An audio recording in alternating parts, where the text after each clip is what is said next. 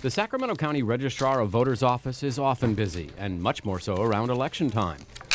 But in the months prior to the June 2012 primary election, it was busier than usual. The culprit? Thousands of voter registration cards that appeared fraudulent.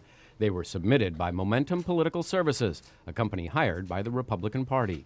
When we get cards in that are so blatantly fraudulent, and even I can see them, and the staff, it taps into all our resources. The staff has to stop, it's like 4 times the amount of time to handle one card that's wrong than one card that's right.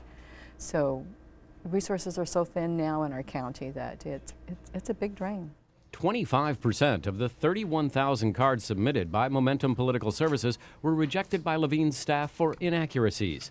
Some affidavits had 2 parties marked, or had the Republican Party marked when the voter wanted to be registered as a Democrat.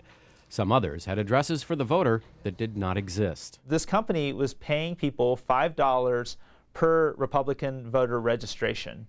They were not being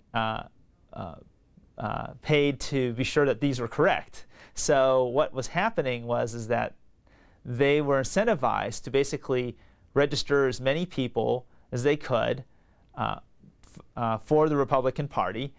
But the problem was there was no checks and balances to be sure that the registration was accurate. People were filling in forms for people and just asking them to sign it. Some people thought they might have been signing an initiative. They were just told, sign here, and they weren't told which party they were being registered for. They may have been already registered. Now they were being re-registered. Assemblymember Dr. Richard Pan says that current law that allows companies to pay individuals for each registration card they turn in needs to be changed. So Dr. Pan introduced legislation which would eliminate the per-affidavit payment, thus removing the incentive for people to forge voter registration cards. That violates that voters' rights, that voters' confidence in the voting system. It undermines confidence in general in the public in the voting system, and it's costing taxpayers money.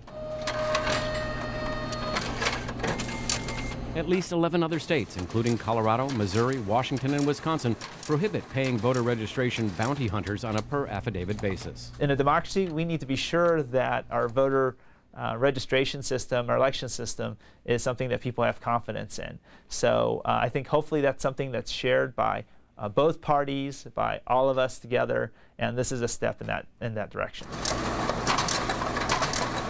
This report was produced by the Speaker's Office of Member Services.